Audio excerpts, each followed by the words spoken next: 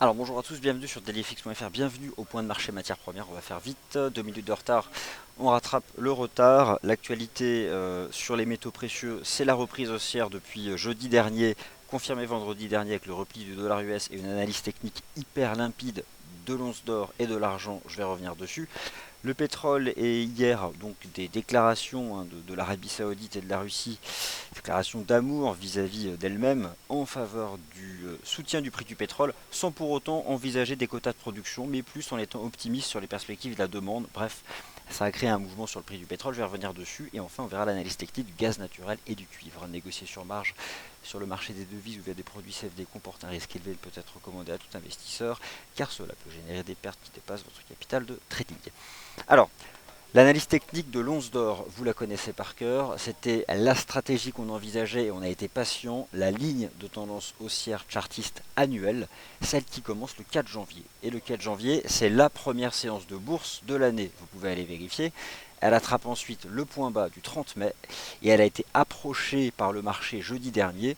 Au final, c'est le support à 1300 dollars qui a tenu, avec ce marteau en terminologie japonaise du 1er septembre, renforcé par la moyenne mobile à 100 jours, et depuis avec un dollar US qui se replie, et l'analyse technique du dollar US permet d'envisager qu'il reste un peu encore à court terme sous pression, mais peu importe au fond, le gold a sa dynamique propre, le RSI se reprend à proximité des 30, et j'ai des signaux techniques aussi qui sont similaires sur l'argent, donc bref, tout un tas d'éléments en faveur de davantage de hausse de l'once d'or, qui petit à petit donc devrait reprendre sa marche en avant en direction de ce haut de canal.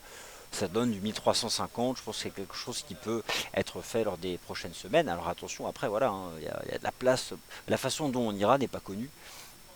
Mais en tout cas, voilà comment on peut voir les choses. Juste en cours de clôture, il y a une target à 1334. Ça pourrait un peu temporiser sur 1334. On l'a pas encore fait, c'est ce cours de clôture. Donc je vais le mettre 1334. Voilà, hop, 1334. On va mettre ça proprement. Voilà, hop. Et voilà. Donc ça c'est la prochaine cible. Alors, les métaux précieux fonctionnent toujours ensemble. L'argent se reprend lui de manière encore plus impulsive, avec une superbe cassure haussière sur le RSI journalier de l'argent.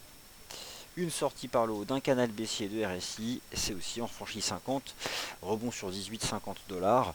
Là pour le coup on a fait un grand corps positif le 2 septembre, ça repart pour moi sans difficulté. Je pense que ce marché peut revenir en direction des 20 dollars puis des 20,60.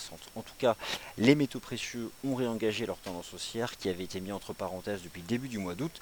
Cette fois-ci ça repart et il y a une bonne probabilité que cela dure tout au long du mois de septembre. Le cuivre, on me posait la question hier, on est sur un support. C'est vrai, mais c'est un range qui a pris la forme chartiste d'un triangle, qu'on voit bien ici donc en chandelier weekly. Regardez le RSI du cuivre en weekly, c'est presque, on pourrait mettre ça dans un bouquin, quoi. Le RSI oscille autour de 50, entre 45 et 55.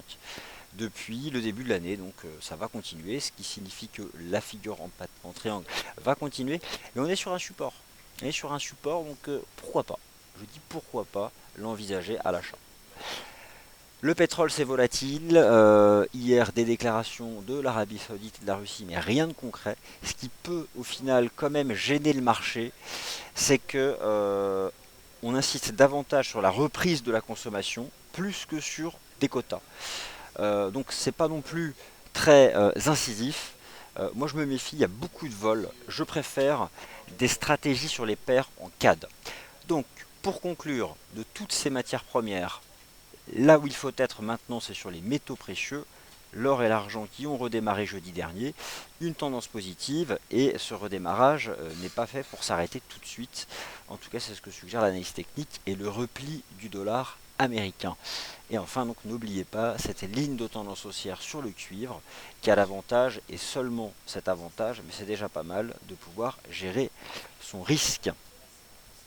Sur le plan des fondamentaux, prochain impact sur les matières premières, ce sera tout ce qui concerne le dollar américain parce que c'est ce qui a permis le redémarrage des métaux précieux. Et pour le pétrole, comme chaque semaine, l'évolution hebdomadaire des stocks de pétrole brut et des stocks d'essence aux États-Unis, plus Et ça, c'est quelque chose qu'on ne maîtrise pas, les déclarations, ci et là, des plus gros pays producteurs de pétrole rassemblés donc dans l'OPEP, pas seulement, hein, puisqu'on voit qu'ils ils sont aussi en discussion avec la Russie. Voilà. Tant que ces pays font preuve de moins d'égoïsme, ça fait partie des éléments qui soutiennent le prix du pétrole. Je vous laisse sur ce graphique du XAG USD, l'argent métal, avec des perspectives techniques qui sont positives. Merci à tous et à tout de suite pour le morning meeting.